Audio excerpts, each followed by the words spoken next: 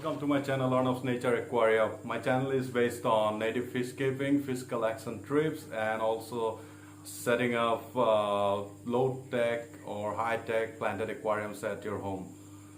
So today I'm going to set up a low-budget, low-cost nature aquarium at my home. So I've selected a corner at my home where I have installed my self-made glass tank. And this is my glass tank that I have made by myself, and I've made it using ordinary glass, not those low iron extra clear glass. I don't find those here in my place, so I've used ordinary glass.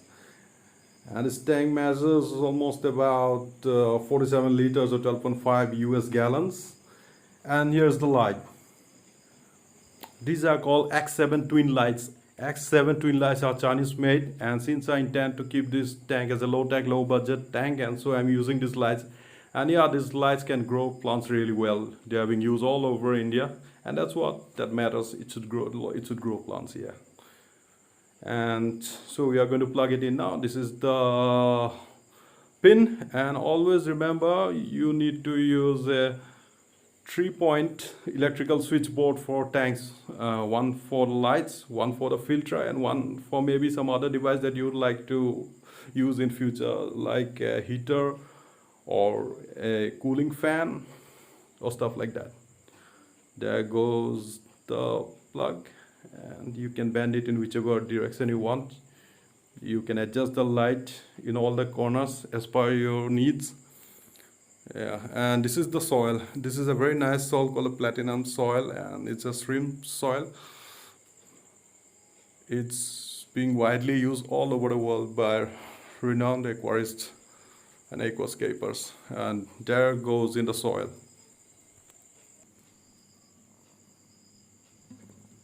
We don't have to use all of it. Just half of the bag will do, because we are gonna cover it with white sand, and the planting space will only be in the background and not in the foreground. As this is a low-tech tank, we will limit the use of plants. There won't be too many plants, just a little bit of plants at the background. Tall growing plants like Cryptocoryne, spiralis, and Limnophila, sessiflora, and some Anubias in the rocks. And there goes the brown sand. Oh, there's a catch in it.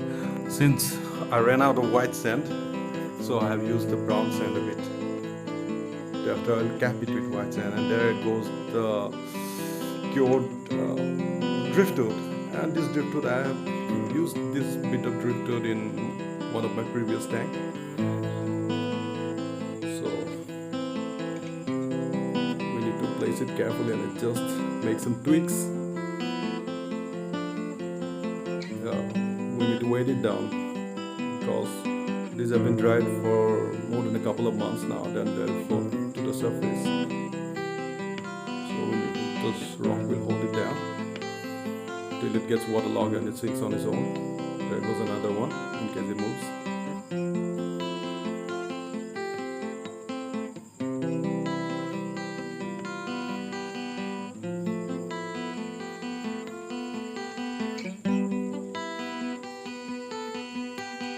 One small piece at the center.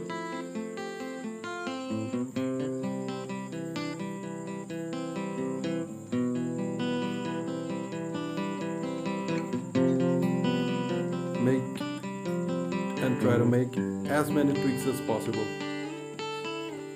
so that you find a right spot, you find a right scape that satisfies you at the end.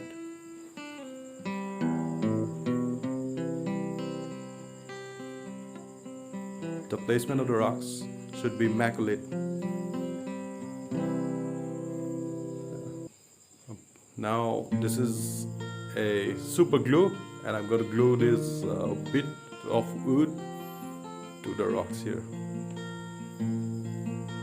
There goes a little bit of crushed soil to cement those two pieces together, the wood and the rocks, and a little bit of super glue again. So when you use super glue, try to use some crushed soil on the joints and apply the glue all over it again. and I'll harden it like cement. It'll be pretty hard to remove. It won't come up that easily. Now time to pour in the white sand, and I'm pouring it in generous amounts. And if you notice closely, I have kept the background raised. The substrate is a bit raised in the background, and if you keep it in that way, it will give you a very good view of the tank from front to back. And I'll use the brush and the sand flattener to flatten up any undulating surface in the foreground. I'll place some smaller bit of rocks in the foreground, and that'll give it a more natural feel, like a gradual slope of rocks. The bigger rocks will be at the back and the smaller rocks will be strewn in the foreground, and there's a bit of crushed rock to add some more detail to the scape.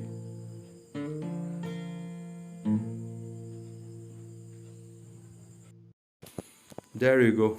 Now you can see a lot more detail being added to the scape, else it would have looked very plain and simple. Those crushed rocks, you know, they really turn things around. And now for the planting part. First of all, I'll be using Anubias on the driftwoods. This is Anubias Nana, and I'll glue them to the driftwood and the rocks with the same super glue that I used to fix the hardscapes.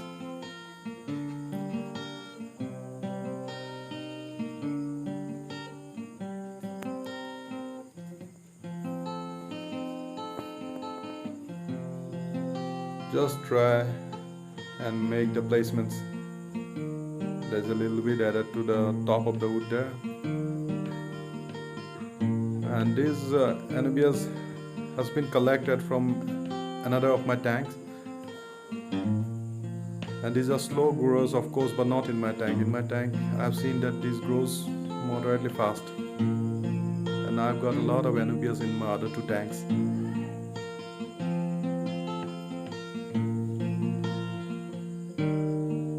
Anubias is a plant which adds a lot of detail and gives a lot more natural feel to the tank, and there you have to keep spraying water in case the plants dry up before you fill up the tank.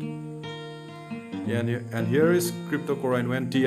It's a low tech plant and it really grows under very low light conditions. You just hold it with the pinceps and push it in. It looks very easy, the planting part, but it ain't easy at all. You need to have some good practice. Hold it with the pinceps, push it down, and slowly release it and pull the pincep back. And here is Cryptocoryne spiralis, and this is also a low-tech plant, a low-demanding plant, and it will grow quite well in low-light conditions under no CO2. Because I am not going to put any CO2 in this tank. Remember, this is a low-tech, low-budget tank. There goes another one.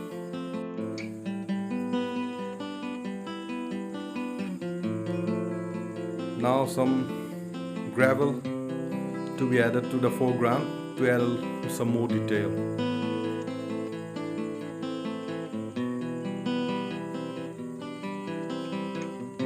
A little bit more where the rocks touches the white sand, and there we'll place a plastic and pour in the water. The plastic is very essential when you pour water for the first time, or else you are gonna mess up everything. The substrate will turn haywire and your scape will get ruined.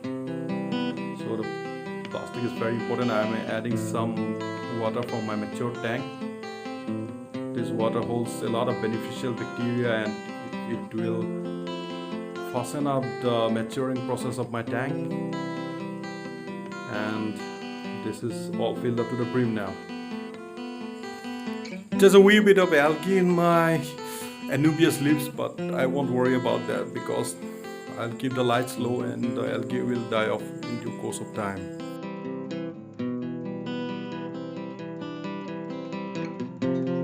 Now this is my old tank, and this filter will take care of this tank until I take off this filter and put it in my new tank here. Oh, there's a lizard. You can see the gecko. There's a gecko there. Can you see it? There, ran off.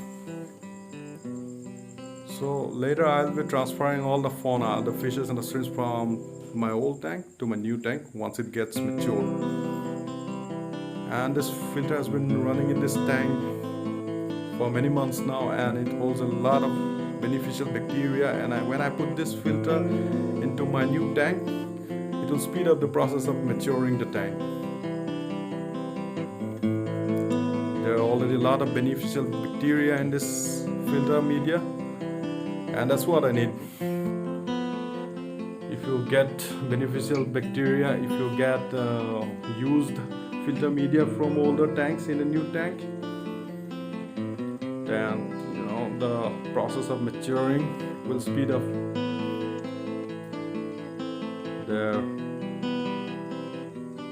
There's the flow. The filter has started.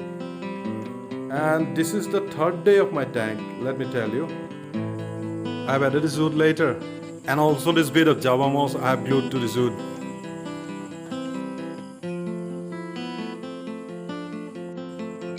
Here, have a look at my old tank here. By looking at it, you can say that it's mature because of the color of the water, which has got so many organic waste in it, this tank. And also my another old tank, it has got the same color of water because of all the tannins and organic deposits that are being dissolved in the water. And this one is a comparatively new tank, and it's crystal clear because it ain't got any organic waste yet. And now I'll leave it to mature for a few days till I add the fishes and the shrimps. I don't have to keep it for too long to mature, since I am already using matured filter media, and the maturity process will be really quick, I guess. It's been a week now, and I'm adding the shrimps now, and in goes the shrimps to their new home. And I have kept some bits of rotala or tundifolia floating on the surface so that the fish and the shrimps are relaxed by the floating vegetation on the surface. And I hope the shrimps and the fish like my new tank. And here are 5 of my amber tetras from my previous tank. In goes my amber tetras. Hope you like your new home, my little friends. And they'll stay nervous for at least a day until they settles in the new tank. And here are my shrimps. They're already grazing. They're already starting to grow. So here we are coming to an end. My job here is done. And yes, do like and subscribe my channel because I'm going to take you to something very different on my next video. Till then, adios my friends.